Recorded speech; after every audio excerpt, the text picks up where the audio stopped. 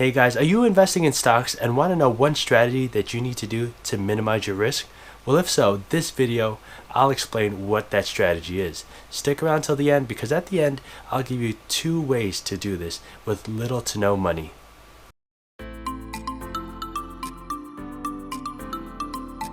Hey guys, if you're new to this channel, I'm Romel, and on this channel we talk about all things related to finance, investing, and building wealth. We'll be discussing mindsets, techniques, and strategies that you can implement so that you can have the most success in your journey to build wealth. What is this one strategy that you guys should be implementing if you want to minimize your risk? Well, to give you the answer right away, it's buy more stocks. Alright guys, that's the short answer. Buy more stocks. Easy as that. Wait, how does that make any sense? What do you mean, buy more stocks? I'm trying to minimize my risk and you're telling me to buy more stocks? How could this be? Stick around and I'll tell you. If we want to get super technical, then the language I'm using, buy more stocks, isn't what you're going to be finding online.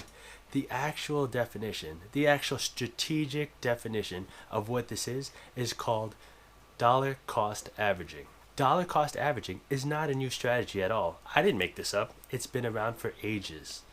And the way it works is this.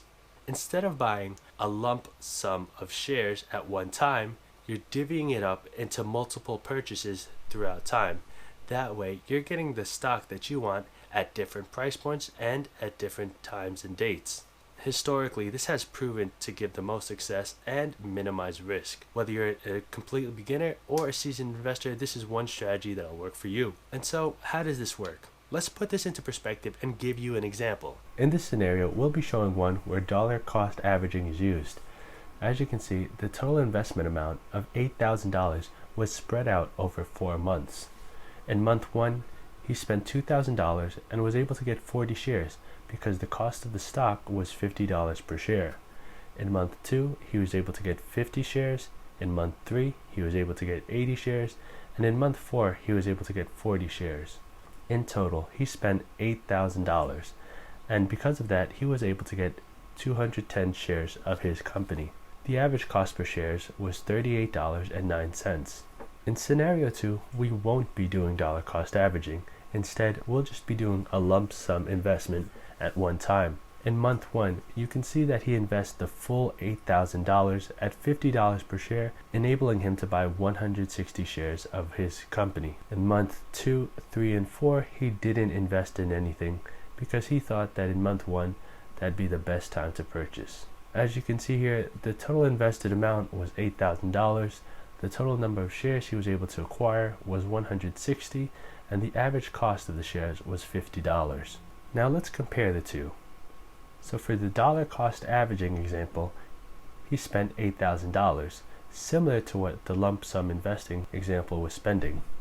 However, the major difference is that he was able to get 50 more shares than the lump sum investing method. Why is this?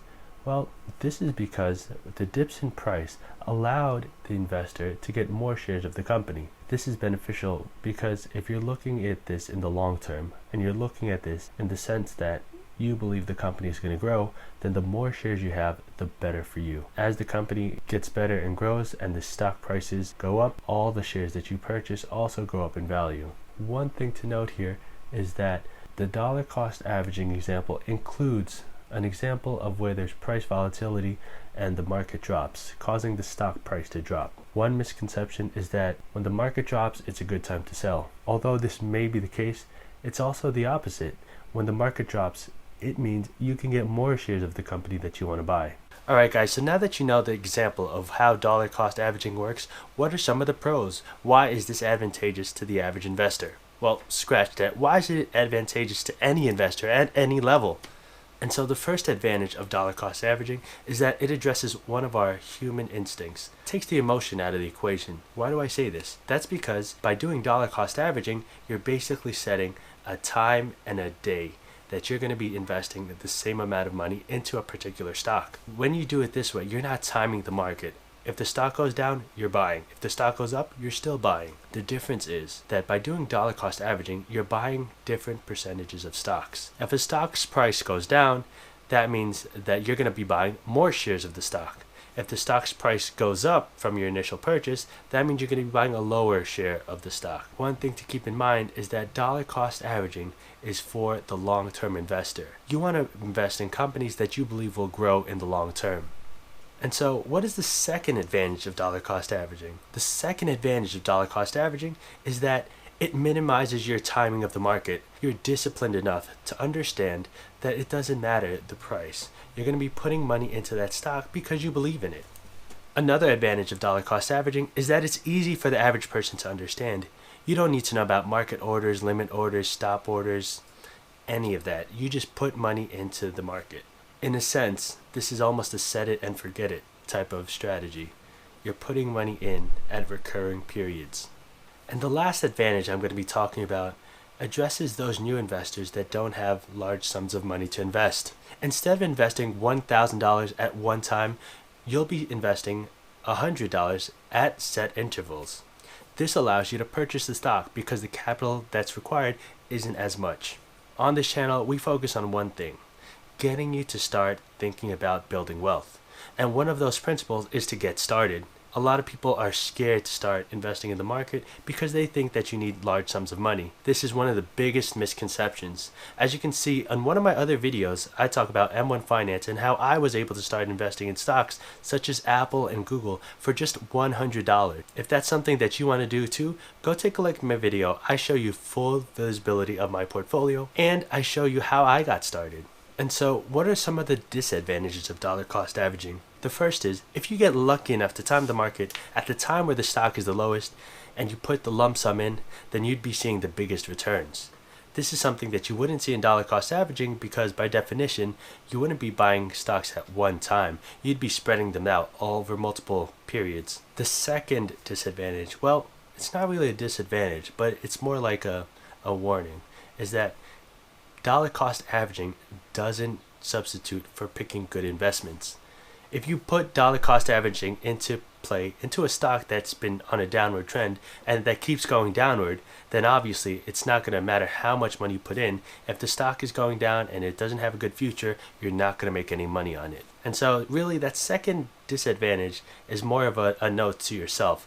Pick good stocks. And by good stocks, I mean diversified stocks. In my other video, I talk about one of the best ways to diversify yourself in the market by picking either an ETF or an index fund. And so how do we implement this? Well, the first way is easy. It's to buy a stock straightforward. You can use any of the online brokerages out there, such as Webull, M1 Finance, Robinhood, Fidelity, TD Ameritrade, anything out there. Just buy the stock and buy it at recurring periods. The second way is one that I'm a big fan of because this is something that I'm personally doing. This has allowed me to get shares in some of the biggest companies with some of the highest priced stocks. And what is this mythical strategy? 2 words: fractional shares. And so as you can see in one of my other videos, I use M1 Finance to put fractional shares into play. I'm able to buy companies and shares of many of the larger companies that have high stock prices. And so what I'd say to you is that if you're a beginning investor, if you have little capital and don't know how to start, fractional shares is the way to go. The reason I say this is because there's little money to start. M1 Finance has only $100 minimum to start investing, and you can do recurring deposits at a minimum of $10 a week. And just so that you guys know that it's not something that I'm just pulling out of the air and not theoretical, I actually have a video where I go into my portfolio and I show you all the stocks I'm putting. I hope that helps, guys. Those are 2 ways to start doing dollar cost averaging in real life. If you guys enjoyed this video and learned something and thought that I produced quality content for you, then please like, comment, and subscribe. We're a growing YouTube channel, and anything that you can do to help support us is greatly appreciated. As always, thanks again, thanks for watching, and I'll see you on the next one.